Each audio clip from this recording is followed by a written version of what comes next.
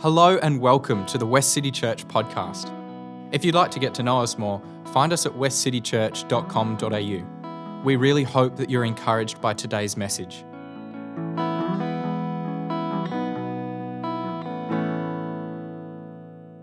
Morning, everyone. Morning. One of the really sacred things that we do every Sunday at Westcity is we gather together around the table. Can you hear me? Asher, I think I might be a bit soft. Anyway, I'll just yell if you still can't hear, or I can swap mics. Is that any better?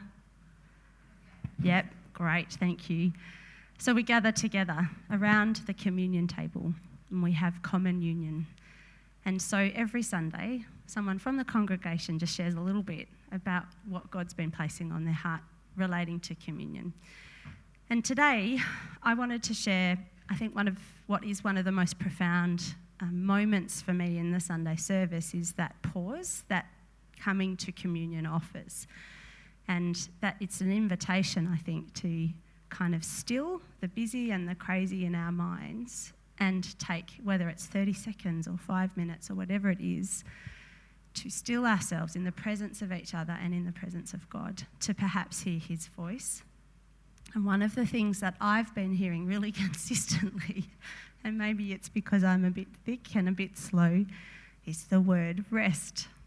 And so I wanted to just share someone else's writing about rest that has come to me because of the moments of communion. And I think it is the invitation to rest in the presence of the Spirit and the Father and the Son that gives us the space that we need to live with and for him. Sometimes rest is the most courageous walk of all. Your body is just as good on the days that you must rest as the days that you can run. Your body is good on the days that you groan, the days you grieve, and the days that you get your whole to-do list done. No pills, no pain, no trauma and no shame can take away your worth, can take away anything. Your weight, strength, sense of safety and income might change, but your belovedness is here to stay. Word made flesh. When you were born, divinity became someone who needed to be held and fed. Cradle me now, because having a body often feels like being too weak. But if you are no less divine because of your body, I am no less beloved because of the needs of mine. Sometimes rest is the most courageous walk of all. So as we come today, after the sermon, to the communion table, I want to encourage you to pause and rest in perhaps what God is saying to you, and that might be physical rest, it might be something completely different. But as we come to the table, may we hear the invitation of Christ for our walk today. Amen. Yeah, coffee may not be enough this morning. Yes, as Josh already has said, we're starting our new series, Message and a Meal, and it's something I'm excited about. In fact, I was looking at the last time we did something similar to this. 2000, can anyone guess? 2000 and? Close. It's 2015. Wow, that was a long time ago. Sorry, this keeps turning off. It just keeps resetting. The slides keep resetting. Could I have the other one? Is that? Thanks, Aaron. No, it's not working. Technology. So I get to kick off the series this morning, and I'm excited about it because for those who have been here more than 5 minutes, you'll all know that the table, the meal that we share has really formed us as a community. How many can say amen to that. In fact, some people say they come for listening to the person who talks around the table and then coming to the table and then hanging out with people out the back. Great. And you know what? That's actually fantastic. That's enough. Because Jesus says, whenever you get together, do this with knowing that I'm in the midst of you. I'm a typical guy. I can't do two things at once. So, anyone else notice that? So, let's just start. How many know some things don't need words? A look. I remember my mum used to give us looks in church because we used to muck around so much. Some looks can be good. Some looks can be terrifying. My mum's look was terrifying because we try and wait till it was quiet in church and then fart as loud as we could, or, make my brothers laugh. And then we'd start laughing. And then, when you're laughing in a place you shouldn't be laughing, it's almost impossible to stop laughing. And my mum would just look over. She's lovely. We call her Queenie. She's so lovely, but she would give us this look like, you will get smacked when you get home. Like it was like one of those looks. And sometimes, Caroline will give me a look. No, it's a look like, I love you. And then I'm like, oh, hubba, hubba. She's like, no, I just want to hug. I'm the only one, I guess, who's like that. Don't know what that means, I just want to hug. But anyway, I was at the gym the other night. And usually I go in the afternoon. But this was at night and about 7 p.m. And I heard this ruckus happening over the other side of the gym.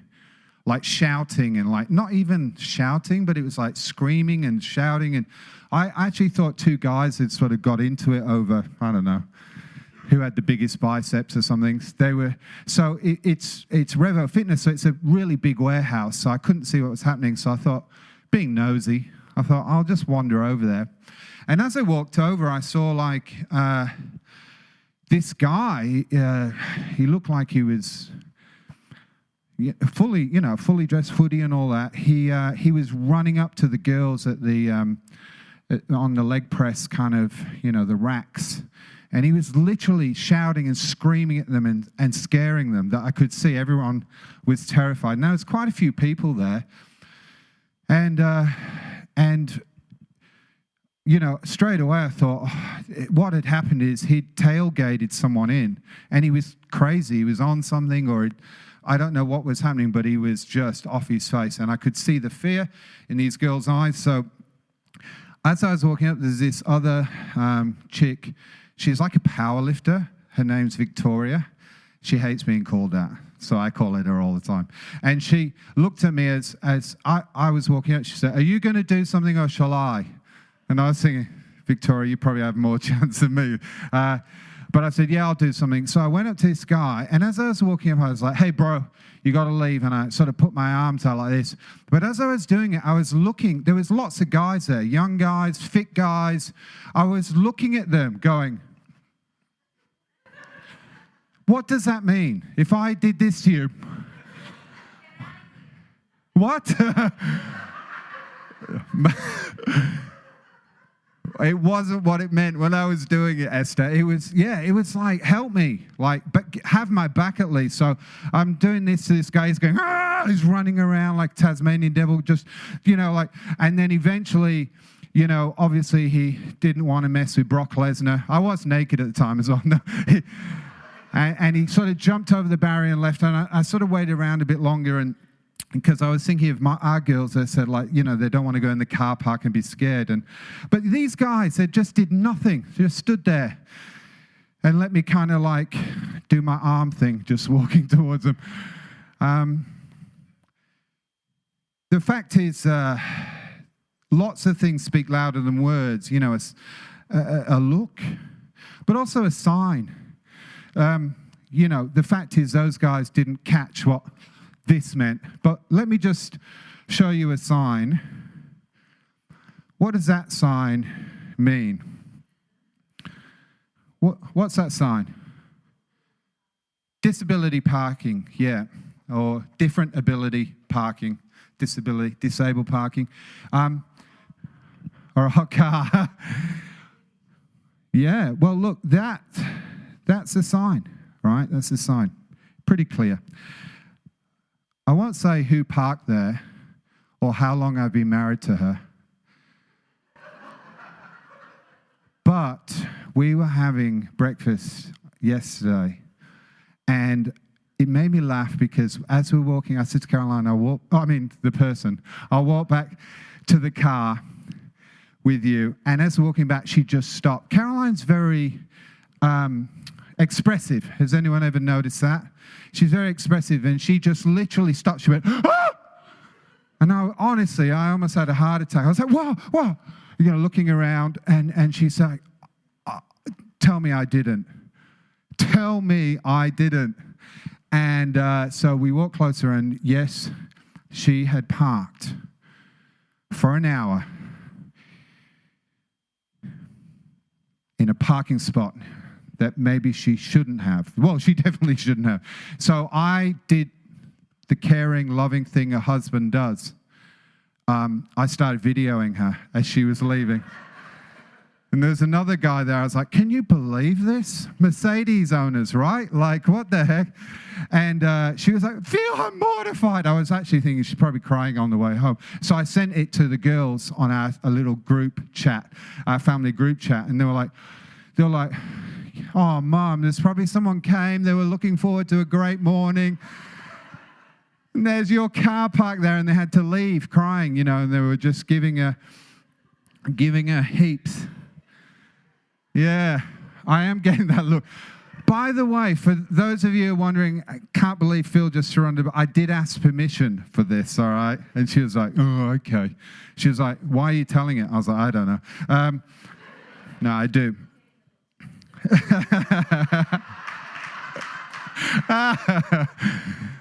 For those listening on the podcast, she said, he's not getting the look tonight. So, signs, looks, meals, they speak to us. We mark significant moments with significant meals, don't we? Weddings. Even today, our town hall meetings, marking a significant moment. It's a catch-up, letting you know what's happening in our community. And these meals that we have, they bind together family and friends, colleagues. These meals speak to who we are and how we feel towards one another. Our shared joys and hopes. And the truth is, we're going to be talking over the next 4 weeks about this meal and what it speaks to us. But just like my first two stories, sometimes we can miss what's being said. Sometimes we don't pay attention. We can miss the beautiful message that this meal, this sign speaks to us. And so that's why we are going to, over the next 4 weeks, just talk about what are some of the messages in the meal. And this morning, I want to ask the question, what is the message in the communion meal? For many of us, we'll have things already that we've noticed. The amazing thing about meals is that, and especially meals that celebrate special moments. Oh, I better take that off, yeah, sorry. Caroline gave me the look.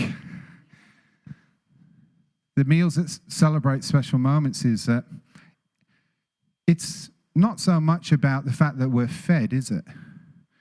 That actually is the important thing. It's what happens while we actually celebrate or be in that space together, as we gaze with one another, as we talk with one another, as we sit. We're actually profoundly changed.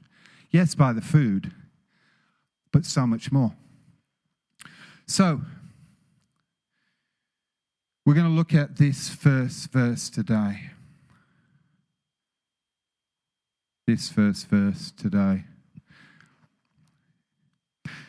And it says this: as they were eating, Jesus took some bread and blessed it. Then he broke it in pieces and gave it to the disciples, saying, Take it, this is my body. And he took the cup of wine and gave thanks to God for it, and he gave it to them, and they all drank from it. And he said to them, This is my blood, which confirms the covenant between God and his people. It's poured out as a sacrifice for many. I tell you the truth, I will not drink wine again until the day I drink it new in the kingdom of God. This was a special moment celebrated by a special meal. It was actually a Passover meal, and this Passover meal was important for the Israelites, the Jewish people, because it celebrated something. It was something they did to remind them of what God had done already. And Jesus spoke these words, not just remembering, but repurposing them. It's actually beautiful for in regards to what he said. He began to, and you might not know the Passover meal, or you may, but let me just give you a little recap. God promised to Abraham that he would bless him, made a covenant with him, would bless him, and that his offspring would be a blessing to the world, right? How many would like that promise? Give me a wave. You actually got it, actually. But anyway, moving on. Fast forward a little bit. The Israelites are in Egypt in slavery for 400 years. And they're slaves. And then a guy called Moses rocks up. Remember the bit where he meets God and God sends him to the Israelites. He's also a Jewish man who's run away but been brought up in Pharaoh's household. And so he comes and he says to Pharaoh, Hey, let my people go. And Pharaoh says, No. Sorry, I like them. Free labor, brilliant. And so began a bunch of signs that happened in Egypt. And the culmination of the signs was this urging from Moses to say, I want you to actually tonight celebrate a meal, have a meal. Take a lamb, cook it, take the blood of the lamb, put it on the doorposts, because tomorrow you're going to be set free. And everyone who does that, death is going to pass them by. And everyone who doesn't, death won't pass them by. And so they did that. And these Israelites began a journey of being set free. 400 years after being enslaved. And so it wasn't lost on Jewish people from that point on. Every time they sat and celebrated the Passover, that they were celebrating as free people, that God had set them free, that he had kept his promise to be someone who would liberate them. And here Jesus is saying, it's almost like he's cranking up the volume on this, and he's saying, you know what?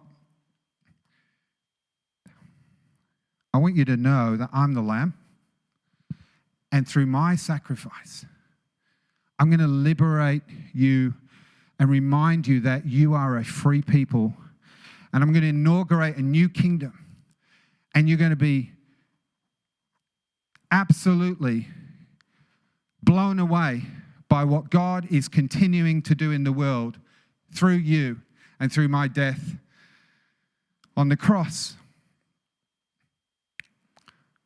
I know the people, the disciples as they were there, I know they were like, oh man, what does it mean? This is my body. Eat it. This is my blood. I mean, bit gory, hey. Bit crazy. But just as he ate the lamb and partook of it, he's saying, if you partake in me, you'll be liberated. Just like we remember the liberation from Egypt. But here's the good news. It's liberated. You're liberated so much more than just being freed from slaves. I'm going to liberate you in the following ways. And they couldn't quite get it. And after the cross, as every time they met the meal, they realized how profound and beautiful this was. This is the amazing mystery in this table. He was saying, I'm going to liberate you from death, from sin, from all that enslaves us. Hip, hip. Yeah. This is his promise. I'm going to liberate you to be his people, to be free people, really free people in Jesus Christ, to be fully human people, and people for whom death can't even hold us. Big claims. But also, we see the disciples on the other side of the cross realizing those claims are reality as God's kingdom is inaugurated. So when we come to this meal, one of the messages is it's a message to be free, to not be a slave, to not be held captive. It's a message of Jesus saying, I want to break every chain, that God is so good. John, as you were singing those songs today, I know what you mean about sometimes you have to put things on loop, right? That playlist, and you just play it. It's a reminder every time we share a meal. Jesus says, it's a freedom that I've come. The thief comes to kill, steal, and destroy, but I've come to give you life and life to the fullest.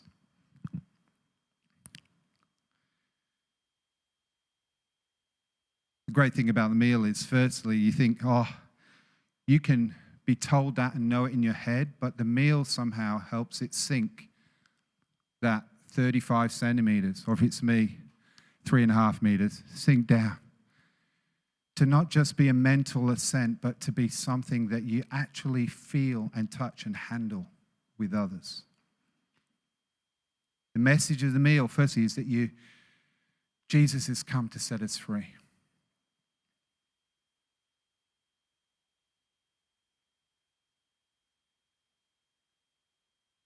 It's funny because, you know when you picture something in your head when you're speaking it? I pictured you to be jumping up off the seats right now. I should have known that's not the case.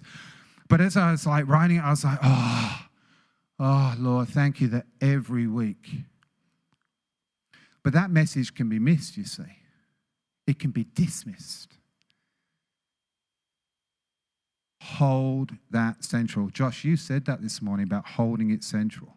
Kind of like the cross, outside of the cross, this meal is like, but this is kind of Jesus saying this is what the cross is for, right?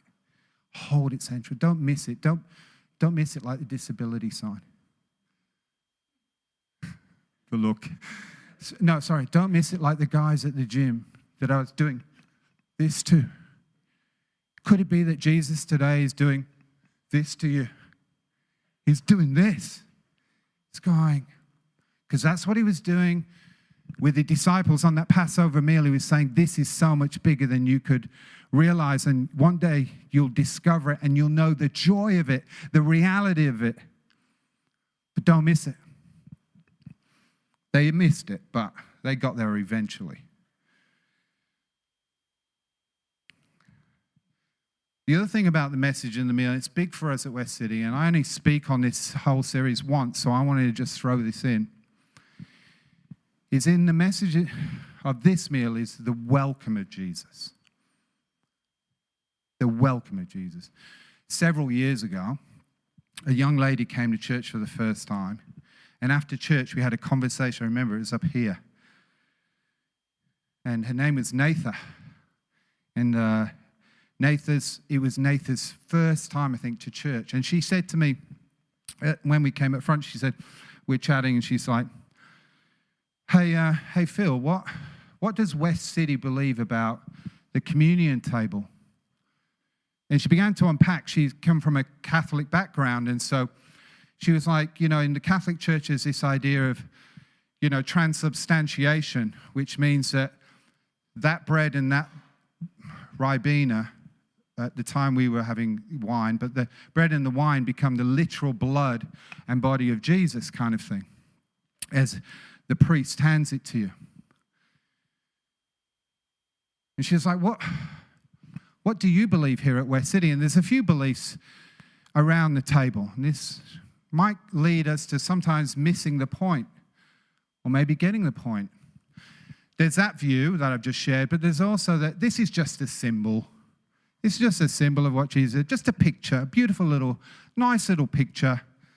And we take it, and it's kind of like still in our heads, and it's just something we do to remind us. I said to Nathan, I know there's those two views. Our view here at West City is that, how do we see the communion table? It's mystery that somehow as we share a meal and come to the table, that God's grace is able to get to us, because this is not our initiative, it's His initiative. This is not me coming and being accepted because of what I am. It's God solely saying, do this and I'll meet with you. The question Nathan I really found out was asking is, how do you see this? Is this important? But the second, I think, more underlying question was, am I welcome here? Can I come? See, Nathan's gay, and she was a bit scared, because the other thing about communion in some circles and whatever is that you have a closed table. The closed table means there's a order you really need to go through to then be welcome to the table. Maybe some of you experience this. You know, you should be baptized first, maybe do a confirmation class, know all the right stuff, and then you can come. Sometimes in churches, especially ones I grew up in, sometimes there'd be a heavy thing at the front like, if you're not right with God, you better get right before you come, because, people die when they come wrongly to the table. Mate, as a 12-year-old, I used to pack it. I'm like, God, I'm scared of you. And this is not the picture that we see in Jesus, right? Let's face it. Can we be honest? Jesus shared meals with people most of us, I included, would be totally unready to share meals with. Amen? Sex workers, lawyers, lepers, outsiders, people collaborating with Rome, the oppressors. Like, he was not fussy at all. Jesus said, if you see me, you've seen the Father. So here's this picture, right? So I said to Nathan, we don't have a closed table, we have an open table. Interestingly enough, the passage I read you, this passage here where Jesus spoke to his disciples, he was speaking that to people he knew were going to screw him over. Judas, the disciples, they would betray him, run away. But he was also speaking to faithful women as well who would stick by him. A whole gamut, right, of people. And he still said, hey, come. Let's take this together. When Moses told them to celebrate the Passover, he said it to a bunch of people that God knew. They'd go and build a golden calf. The golden calf. That is the answer. Who would be totally stubborn and rebellious. And God still said, come, celebrate the Passover. Take it. There's a lady who I really admire a lot. She's passed away, Rachel Held Evans. And she wrote this. This is kind of what I wanted to say to Nathan, but didn't have the words to say. It says, but the gospel doesn't need a coalition devoted to keeping the wrong people out. It needs a family of sinners saved by grace, committed to tearing down the walls, throwing open the doors and shouting, welcome, there's bread and wine. come and eat with us and talk. And if you to be judged for having gotten this wrong, if we're to be judged for having gotten this wrong, let it be that we sat more people at the table than fewer, because it's not our table, it's God's. Come on. You see, I think we can see in what Jesus said and how he lived that the table is not for the worthy, it's for the hungry. And if you're hungry today, if you're hungry for him, you're hungry to be a part of that community where Jesus would go and get the one sheep. He'd come after you. He'd say, come back. Come be a part. If you're hungry, there's food to eat. If you've messed up, if you've broken down, if you've denied, if you've doubted, if you failed, it's still welcome this morning. He says, literally, I'm not fussy, because my blood, my sacrifice is bigger than any mistake, any doubt. As I said, you can know it here, but the table, the meal, helps us live it here. How good was that message? Thank you so much for joining us. Each week at West City, we say a benediction together. We do this because we believe that the purpose of the church is to be a caring community for the world, and that as we go and serve others, we enter into Christ's work of welcome, restoration and healing, both for us and others. We believe that in doing so, we get to see and encounter Christ. So let's say the benediction together. We come together as the church to be reminded of the go of Christ. So we will go out and feed the hungry, go out and clothe the naked, go out and fight for justice, go out and end oppression, go out and proclaim anew the old story, go out and associate with those who don't look like us, think like us, act like us, and don't even like us. And we'll do it all in the name of the one who sent us. His name is Jesus.